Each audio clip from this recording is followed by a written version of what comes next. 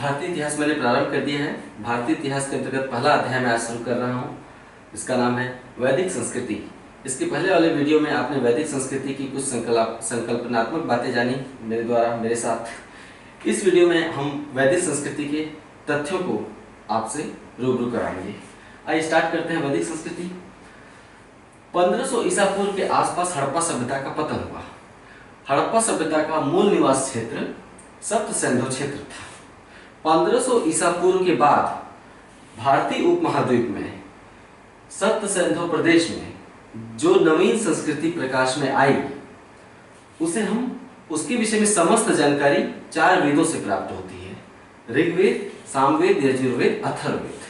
चूंकि 1500 ईसा पूर्व के बाद भारतीय उपमहाद्वीप में सप्त सिंधु प्रदेश में जो नवीन संस्कृति अस्तित्व में आई उसके विषय में समस्त जानकारी वेदों से प्राप्त होती है, इसलिए इस नवीन संस्कृति को हम वैदिक संस्कृति कहते हैं।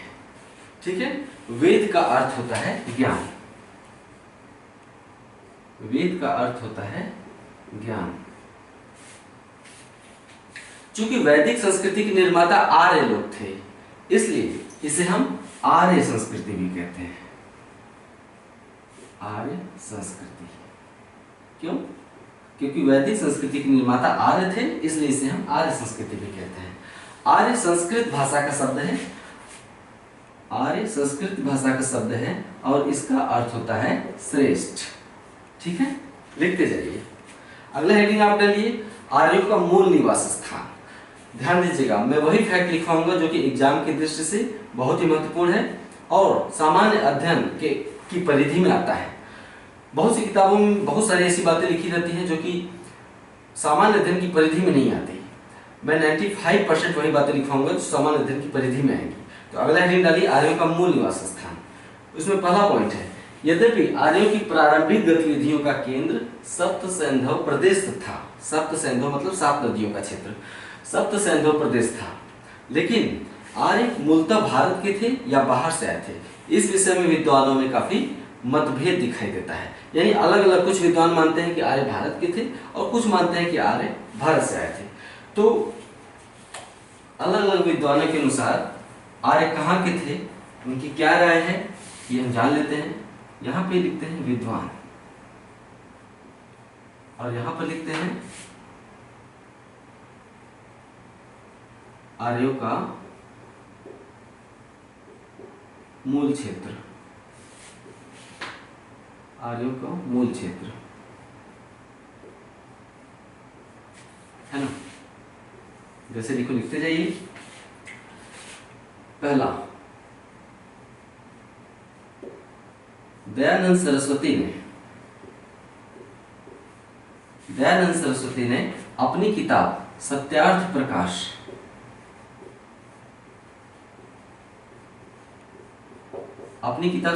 प्रकाश में बताया है कि आर्य मूलतः तिब्बत के निवासी थे। ठीक है, कहाँ के निवासी थे? तिब्बत के थे। अर्थात दयानंद सरस्वती कहना चाहते थे अपनी किताब सत्यार्थ प्रकाश में, दयानंद सरस्वती ने कहा है कि आर्य तिब्बत के निवासी थे और तिब्बत से ही वे सप्त सिंधु प्रदेश में आए थे। दूसरे विद्वान है बाल Gangadhar Tilak.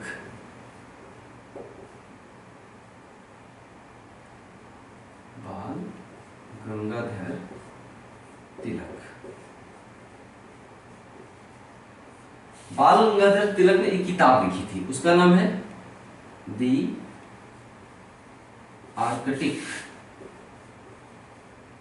Home of Aryans. ठीक है, ये किताब लिखी थी बाल गंगाधर तिलक ने, उसका नाम है the Arctic home of Aryans. इस किताब में बाल गंगाधर तिलक ने बताया कि आर्य उत्तरी ध्रुव के निवासी थे, है ना। यानी 90 डिग्री उत्तरी अक्षांश के आसपास के जो क्षेत्र हैं, जैसे नॉर्वे, स्वीडन, ग्रीनलैंड, है ना। Norway, Sweden, Finland, Greenland, Iceland उत्तरी ध्रुव के पास है। तो इनका कहना है कि आर्य उत्तरी ध्रुव के निवासी थे। ये तो संभव ही नहीं है।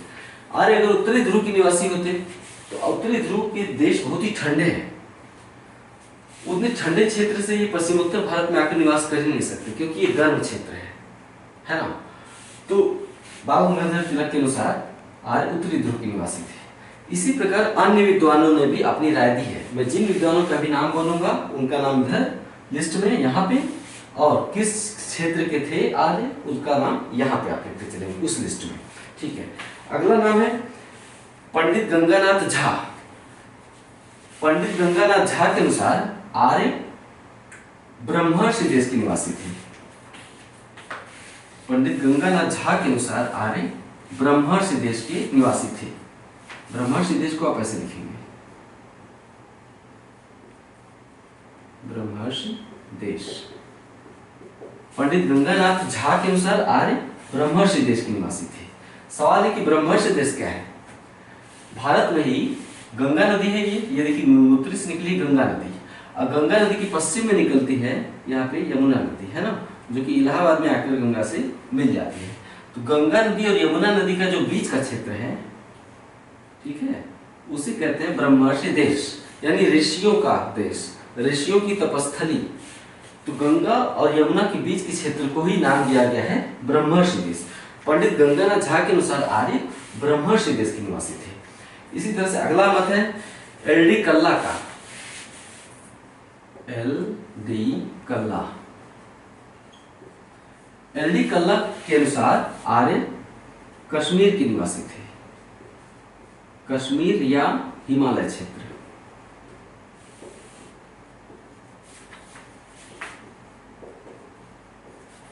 एल डी कल्ला के अनुसार आर्य कश्मीर या यहाँ कश्मीरी है, कश्मीर या हिमालय क्षेत्र के निवासी थे एल डी कल्ला के अनुसार। अगला मत है डॉक्टर अविनाश चंद्र और डॉक्टर संपूर्णानंद। नाम सुन रहे होंगे आप, डॉक्टर अविनाश चंद्र और डॉक्टर संपूर्णानंद।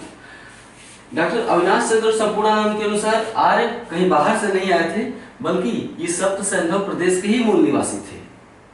ठीक है, ये मत है संपूर्णानंद और अविनाश चंद्र का कि आर्य सप्त सैंधव प्रदेश के ही निवासी थे। संपूर्णानंद और अविनाश चंद्र के नाम इधर और सप्त सैंधव प्रदेश इधर लिख दीजिए, आप लिस्ट से देख के समझ जाएंगे। ठीक है, एक विद्वान और है जो महत्वपूर्ण है। बहुत सारे लोगों ने राय दी है कि आर्य कहाँ के थे, लेकिन परीक्षा की दृष्टि से जो महत्वपूर्ण हम वही दिखाएंगे।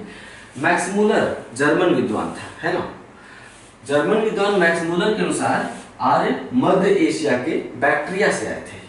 ठीक है, मैक्स मूलर कहता है कि आर्य मध्य एशिया के बैक्ट्रिया से आए थे। मध्य एशिया किधर है? भारत के उत्तर में किर्गिस्तान, कजाकिस्तान, ताजिकिस्तान, उज्बेकिस्तान, ये वाले जो देश हैं, तुर्कमेनिस्तान, इन्हें मध्य एशिया कहते हैं। तो मैक्स मूलर कहता है कि आर्य मध्य एशिया के बैक्ट्रिया मूल क्षेत्र के मूल निवासी थे और वहीं से भारत आए थे। ठीक है, अब अगला हेडिंग आप डालिए वैदिक काल। काल मतलब आप काल विभाजन करेंगे कि इनका काल कब से कब तक रहा। वैदिक काल यानी आर्यों का काल भारत में कब से कब तक रहा, है ना। वैसे तो पूरे भारत का इतिहास देखा जाए तो आर्यों का ही इतिहास है ना, जो कि वैदिक काल से प्रारंभ होता है। लेकिन जो मूल आर्य थे, उनके जो मूल लक्षण थे, जिसलिए आर्य जाने जाते हैं, वो बाद में पढ़ेंगे हम। तो उन आर्यों का जो निवास स्थान था, उन आर्यों का जो काल है, उसके विषय में हम जान लेते हैं। तो वैदिक काल हेडिंग कर लीजिए।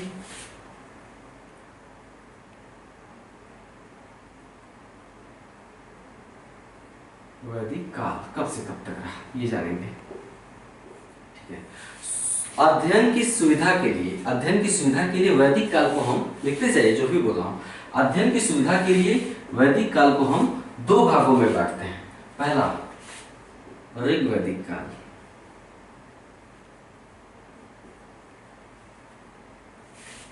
ऋग्वैदिक काल, और दूसरा है उत्तर वैदिक काल।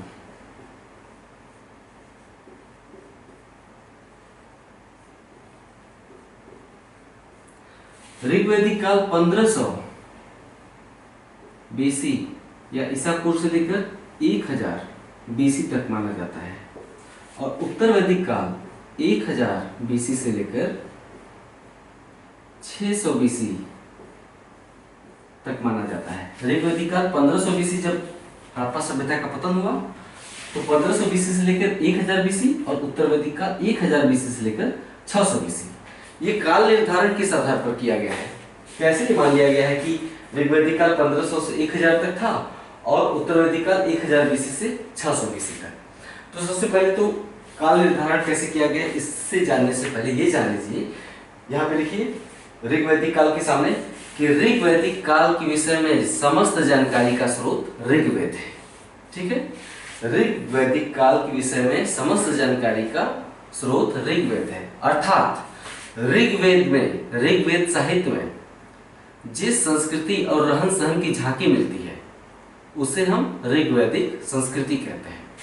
इसके आगे देखिए, उत्तर वैदिक काल के विषय में जानकारी का समस्त स्रोत शेष 3 वेद अर्थात सामवेद, यजुर्वेद, अथर्ववेद और ब्राह्मण ग्रंथ है। उत्तर वैदिक काल के विषय में जानकारी का स्रोत शेष 3 वेद और ब्राह्मण ग्रंथ है।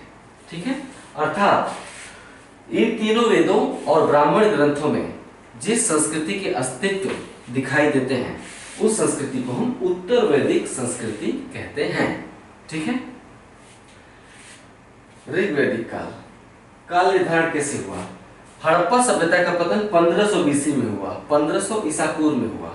ठीक है, इसलिए माना गया है कि भारत में आर्यों का प्रारंभ या भारत में आर्य संस्कृति का प्रारंभ 1500 ईसा पूर्व के आसपास हुआ होगा, मान लिया।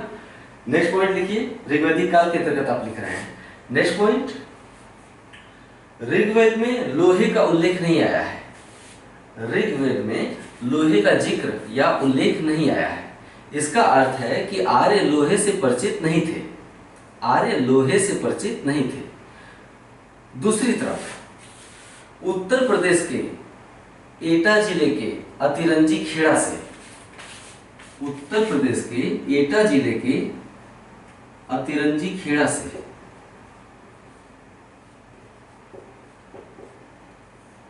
उत्तर प्रदेश के एटा जिले के अतिरंजी खेड़ा से खुदाई में लोहे का साक्ष्य प्राप्त हुआ है। ठीक है, उत्तर प्रदेश के एटा जिले के अतिरंजी खेड़ा से लोहे का एक साक्ष्य प्राप्त हुआ है। यह लोहा 1000 बीसी का है। कब का है? 1000 बीसी का है। चूंकि उत्खनन से या खुदाई से लोहे का प्राचीनतम प्रमाण, लिखते जाइए जैसे बोला हूं, चूंकि उत्खनन से या खुदाई से लोहे का प्राचीनतम प्रमाण 1000 बीसी में प्राप्त होता है और प्रारंभिक आर्य लोहे से परिचित नहीं थे या ऋग्वैदिक आर्य लोहे से परिचित नहीं थे, इसलिए माना गया है कि प्रारंभिक आर्यों का काल या ऋग्वैदिक आर्यों का काल 1500 बीसी से लेकर 1000 बीसी तक रहा होगा। लोहा इतना महत्वपूर्ण क्यों हो गया कि लोहे के आधार पर हम काल निर्धारण कर रहे हैं। देखिए, हमने पहले वाले वीडियो में बताया कि ऋग्वैदिक आर्य खेती नहीं करते थे, पशुचारण करते थे। पशुचारण करने के लिए लोहे की जरूरत नहीं पड़ती, जबकि खेती करने के लिए लोहे की जरूरत पड़ती है, हल का फाल बनाने के लिए और दूसरे कार्यों को करने के लिए, है ना। खेती में बहुत सारी क्रियाएं होती हैं, है ना, कटाई, मड़ाई, जुताई, है ना, बहुत सारी क्रियाएं होती हैं खेती में और सब में लोहे का प्रयोग होता है। तो लोहे का मिलना जो कि 1000 बीसी का है, अतिरंजी खेड़ा से जो लोहा प्राप्त हुआ 1000 बीसी का है और ऋग्वेद में लोहे का जिक्र ही नहीं है, तो माना गया है कि ऋग्वैदिक काल 1500 बीसी से 1000 बीसी तक रहा होगा। क्यों? क्योंकि 1000 बीसी के बाद का जो काल है उसमें खेती प्रारंभ हो चुकी थी, ऐसा माना गया है। 1 मिनट, कलम नीचे गिर गया था। ठीक है, अब उत्तर वैदिक काल के विषय में जानते हैं कि ये काल निर्धारण कैसे किया गया है। यहाँ से सवाल पूछे जाते हैं जीएस में, कई तरह से पूछे जाते हैं। मैं आपसे इतिहास के अधिकतर वीडियोस में लास्ट में सवाल करूंगा, उससे आप समझ जाएंगे कि ये सवाल बार बार पूछे गए हैं। ठीक है, उत्तर वैदिक काल मैंने बताया कि 1000 बीसी से 600 बीसी में। उत्तर वैदिक काल के विषय में जानकारी का स्रोत क्या है? बाद के तीनों वेद यानी यजुर्वेद, सामवेद, अथर्ववेद और ब्राह्मण ग्रंथ। ठीक है, इसमें पहला फैक्ट लिखिए कि चूंकि लोहे का प्राचीनतम प्रमाण 1000 ईसा पूर्व का है जो कि अतिरंजी खेड़ा से प्राप्त हुआ है, चूंकि लोहे का प्राचीनतम प्रमाण 1000 ईसा पूर्व का है जो कि अतिरंजी खेड़ा से प्राप्त हुआ है, अतः ऐसा माना गया है कि उत्तर वैदिक काल का प्रारंभ 1000 बीसी से प्रारंभ हुआ है। क्योंकि उत्तर वैदिक साहित्य में लोहे का जिक्र आया है, क्योंकि उत्तर वैदिक साहित्य विशेष रूप से अथर्ववेद में लोहे का जिक्र कई बार आया है। अथर्ववेद में लोहे को श्याम अयस या कृष्ण अयस कहा गया है। श्याम अयस या कृष्ण अयस लोहे को कहा गया है। ठीक है, तो दो प्रमाण है, एक तो उत्तर वैदिक साहित्य में लोहे का जिक्र आया है और दूसरे लोहे का प्राचीनतम प्रमाण 1000 बीसी का है, जो कि अतरंजी खेड़ा से खुदाई में प्राप्त हुआ है। इसलिए माना गया है कि उत्तर वैदिक काल का प्रारंभ 1000 बीसी के आसपास हुआ होगा। नेक्स्ट पॉइंट, चूंकि आर्य संस्कृति या वैदिक सभ्यता एक ग्रामीण सभ्यता थी, आर्य मूलतः ग्रामीण थे। ठीक है, आर्य मूलतः ग्रामीण लोग थे, ये शहरी लोग नहीं थे। वैदिक काल में शहर नहीं होते थे, केवल गांव होते थे।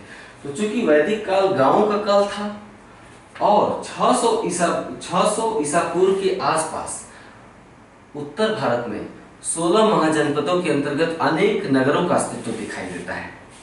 दूसरी तरफ 600 बीसी के आसपास उत्तर भारत में 16 महाजनपदों के अंतर्गत अनेक नगरों का अस्तित्व दिखाई देता है। इसलिए माना गया है कि उत्तर वैदिक काल 1000 बीसी से प्रारंभ होकर 600 बीसी तक रहा होगा, है ना। ग्रामीण सभ्यता थी और 600 बीसी में अनेक नगर दिखाई देते हैं, तो माना गया है कि 1000 बीसी से लेकर 600 बीसी तक उत्तर वैदिक काल रहा होगा। ठीक है, अब आप समझ गए काल निर्धारण। ठीक है,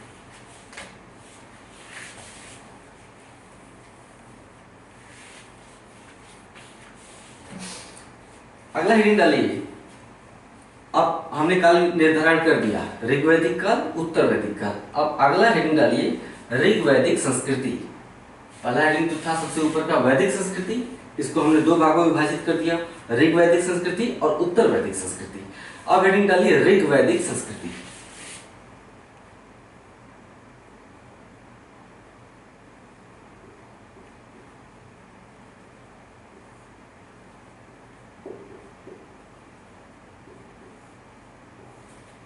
ऋग्वैदिक संस्कृति, है ना। ऋग्वैदिक संस्कृति के विषय में जानने का सबसे पहला आधार है, हम ये जानते हैं कि आर्य भारत में कहाँ पर रहते थे, यानी उनका भौगोलिक ज्ञान कहाँ था, किन किन क्षेत्रों को जानते थे, कहाँ पर रहते थे, उनका विस्तार कहाँ कहाँ तक था आर्यों का। तो इसके बाद पहला टॉपिक लिखिए, पहला पॉइंट कि ऋग्वैदिक संस्कृति के विषय में जानने का सबसे पहला मुद्दा ये है कि आर्य भारत में कहाँ रहते थे, या भारत में आर्यों का विस्तार कहाँ से कहाँ तक था, कहाँ से कहाँ तक रहते थे। तो अब अगली हेडिंग डालिए, भारत में आर्यों का भौगोलिक विस्तार। ठीक है, भारत में ऋग्वैदिक आर्यों का भौगोलिक क्षेत्र या भौगोलिक विस्तार। इसके अंतर्गत पहला पॉइंट लिखिए, भारत में आर्यों का भौगोलिक क्षेत्र या भौगोलिक विस्तार। इसके अंतर्गत पहला पॉइंट है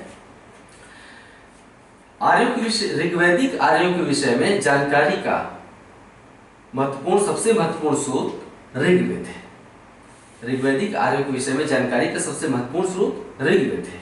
अतः ऋग्वेद में जिन भी भौगोलिक नामों का जिक्र आया है, उसके आधार पर हम ये पता लगा सकते हैं कि भारत में ऋग्वैदिक आर्य कहाँ से कहाँ तक रहते थे, या उनका विस्तार कहाँ से कहाँ तक था। ऋग्वेद में मान लेते हैं सिंधु नदी का जिक्र आया है ना। तो इससे ये पता लगाने में आसानी हो जाएगी कि निश्चित रूप से आर्य सिंधु नदी के आसपास रहते थे, तभी ऋग्वेद में सिंधु नदी का जिक्र बार बार आया है ना। तो इसको आप ऐसे देखिए कि ऋग्वेद में तमाम भौगोलिक नामों का जिक्र आया है। इससे यह पता लगाने में सहायता मिलती है कि भारतीय उपमहाद्वीप में आर्यों का निवास स्थान या निवास क्षेत्र कहाँ पर था। ठीक है, ऋग्वेद में अनेक नदियों का उल्लेख हुआ है। पूरे वैदिक साहित्य में अर्थात चारों वेदों में 31 नदियों का जिक्र आया है, जबकि केवल ऋग्वेद में 25 नदियों का जिक्र आया है। ऋग्वेद में 25 नदियों का उल्लेख आया है। ठीक है, कितना? 25।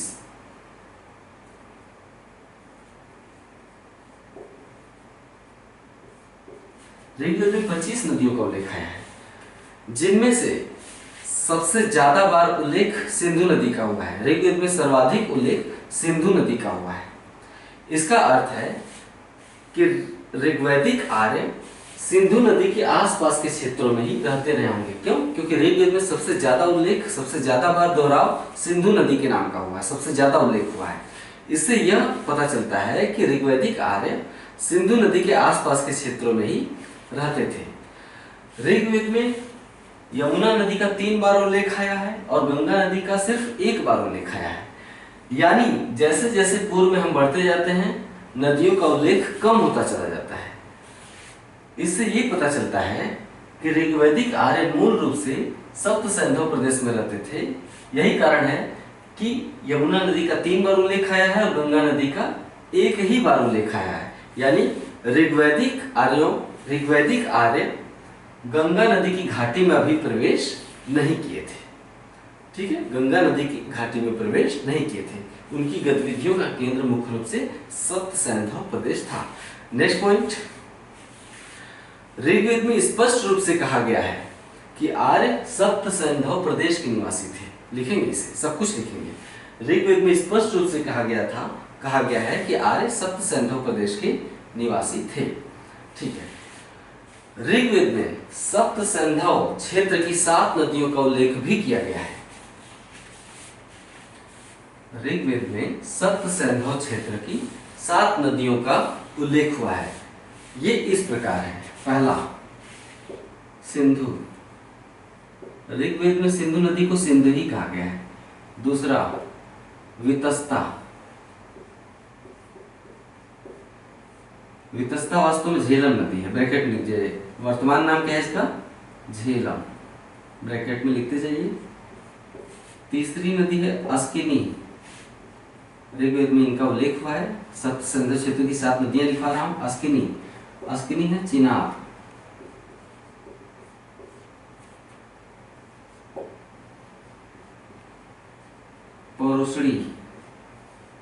पौरुषणी है रावी।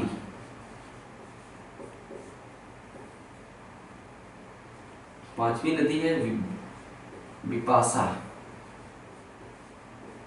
विपाशा नदी व्यास को कहा गया है ऋग्वेद में। ठीक है, यानी ऋग्वेद में व्यास को विपाशा नदी कहा गया है। ठीक। छठा, शत्रुदी। ये वास्तव में सतलज नदी है। शत्रुदी क्या है? सतलज नदी। 7वां है सरस्वती। यानी गंगा जमुना सरस्वती जो इलाहाबाद का संगम क्षेत्र है ना, उसे हम संगम कहते हैं। वहां पे 3 नदियां थी। अब सरस्वती का लोप हो गया। ये सरस्वती नदी जिसका लोप हो गया, सूख गई। यानी इस क्षेत्र में, यानी सप्त सिंधु क्षेत्र दिख रहे हैं और पूर्व में यमुना और गंगा देख रहे हैं। यानी इन क्षेत्र में कभी सरस्वती नदी बहती थी, बीच वाले क्षेत्र में, है ना। तो अब सरस्वती नदी यहाँ पर नहीं है। ठीक, राजस्थान से बहते हुए आती थी और शायद यहाँ पर मिलती रही होगी, है ना। तो अब सरस्वती नदी नहीं बहती है, भूमिगत हो गई है। जमीन खोदने पर कुछ नासा ने कुछ हाल ही में कुछ साक्ष्य प्राप्त किए थे राजस्थान के क्षेत्र में उपग्रह के द्वारा, जिससे ये पता चला था कि सरस्वती नदी अभी भी राजस्थान में जमीन के नीचे प्रवाहित हो रही है। जमीन के नीचे खुदाई में भी पाया गया कि जब एक निश्चित जगह पर जमीन को खोदा गया तो उस जमीन के नीचे जल का प्रवाह हो रहा था। तो सरस्वती नदी अभी भी है लेकिन जल के नीचे है। कैसे पता चला? उपग्रह से पता चला, नासा ने पता लगाया था। तो सरस्वती नदी ऋग्वैदिक काल में थी यहाँ पर, इसीलिए ऋग्वेद में सरस्वती नदी का उल्लेख आया है। तो आर्य सप्त सिंधु क्षेत्र के निवासी थे, ऐसा कहा गया ऋग्वेद में। ऋग्वेद में सप्त सिंधु क्षेत्र की 7 नदियों का उल्लेख किया गया है। ये नाम इस प्रकार से है। नेक्स्ट पॉइंट, इसके अलावा ऋग्वेद में अफगानिस्तान की 4 नदियों का भी उल्लेख आया है। ये इस प्रकार है। कुभा, दूसरा क्रुमु, तीसरा है गोमती और चौथा है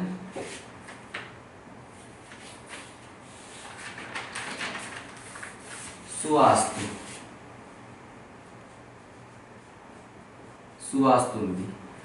ये 4 नाम आए हैं ऋग्वेद में। अफगानिस्तान की 4 नदियां हैं, कुभा, क्रोमो, गोमती, सुवास्तु।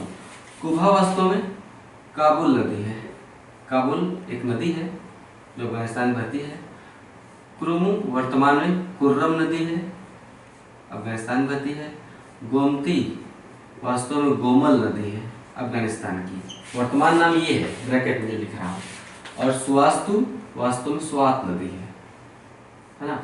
आप अक्सर अखबारों में भी पढ़ते होंगे कि स्वात घाटी है ना, पाकिस्तान का अफगानिस्तान से लगा हुआ जो बॉर्डर है पाकिस्तान का अफगानिस्तान से, उसे हम कहते हैं स्वात घाटी। तो वहाँ पे स्वात नदी बहती है।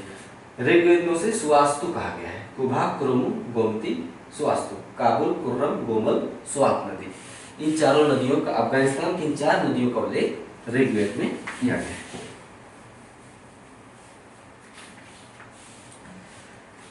इसके अलावा ऋग्वेद में कश्मीर की एक नदी का उल्लेख हुआ है। स्वतंत्र रूप से कश्मीर की एक नदी का उल्लेख हुआ है, इसका नाम है मरुद्वृद्धा। इसके अलावा ऋग्वेद में कश्मीर की एक नदी मरुद्वृद्धा का उल्लेख हुआ है। ठीक, नेक्स्ट पॉइंट, ऋग्वेद में हिमालय की एक चोटी मुजवंत का उल्लेख हुआ है।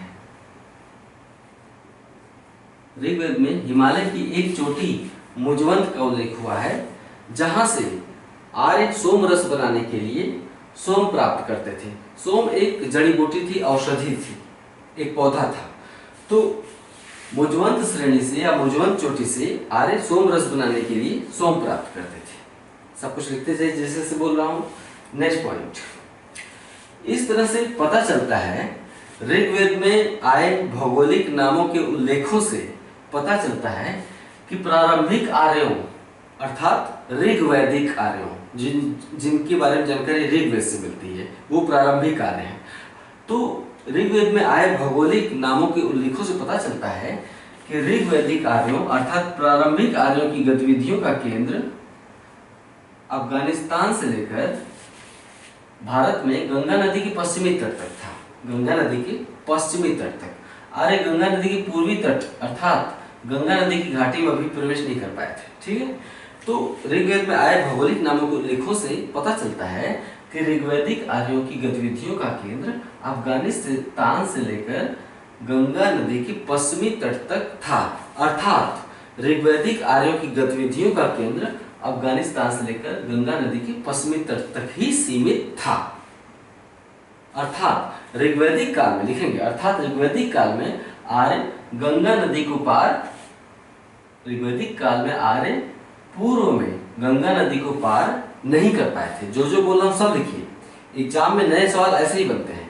क्वेश्चन बन गया, क्वेश्चन बन जाएगा कि ऋग्वैदिक काल में आर्यों की गतिविधियों की पूर्वी सीमा कहां तक थी, किस नदी तक थी? आर्यों की गतिविधियों की पूर्वी सीमा किस नदी तक थी? गंगा नदी तक थी। अर्थात गंगा नदी के पूर्व में, यानी गंगा नदी उनकी पूर्वी सीमा थी, अर्थात गंगा नदी के पूर्व में ऋग्वैदिक आर्य अभी प्रवेश नहीं कर पाए थे। सारा कुछ लिखते जाइए। नेक्स्ट पॉइंट, आर्यों की ऋग्वेद में सर्वाधिक बार उल्लेख सिंधु नदी का हुआ है। अतः स्पष्ट है कि आर्यों की सर्वाधिक महत्वपूर्ण नदी अर्थात ऋग्वैदिक आर्यों की सर्वाधिक महत्वपूर्ण नदी सिंधु नदी थी। लेकिन धार्मिक दृष्टि से आर्यों की सर्वाधिक पवित्र नदी सरस्वती नदी थी, धार्मिक दृष्टि से। नेक्स्ट पॉइंट, ऋग्वेद में सरस्वती नदी को नदीतमा कहा गया है। ऋग्वेद में सरस्वती नदी को नदीतमा कहा गया है, अर्थात नदियों की मां। तो ऋग्वैदिक आर्यों की सबसे पवित्र नदी सरस्वती थी और सर्वाधिक महत्वपूर्ण नदी सिंधु थी। ये सब सवाल पूछे जा चुके हैं।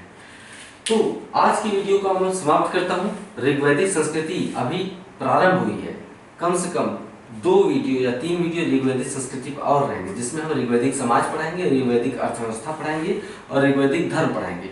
इसके बाद उत्तर वैदिक समाज, अर्थव्यवस्था और उत्तर वैदिक धर्म। ठीक है, उसके बाद हम वैदिक साहित्य लिखवाएंगे, जिसके अंतर्गत 4 वेद होंगे, चारों वेदों के ब्राह्मण ग्रंथ होंगे, चारों वेदों के उपनिषद साहित्य होंगे, आरण्यक ग्रंथ होंगे, फिर स्मृति ग्रंथ लिखवाएंगे, फिर सूत्र ग्रंथ लिखवाएंगे। साहित्य, एक बड़ा साहित्य लिखा था आर्यों ने, एक बड़ा साहित्य तैयार किया था। उस साहित्य से सबसे ज्यादा सवाल अक्सर पूछे जाते हैं जीएस में। साहित्य के विषय में ऋग्वैदिक या वैदिक, उत्तर वैदिक साहित्य के विषय में अच्छे से जानकारी हासिल करने के बाद हम प्रवेश कर लेंगे भारत में 16 महाजनपदों में, है ना, जो बुद्ध काल कहलाता है। बुद्ध काल में हम 16 महाजनपद पढ़ेंगे।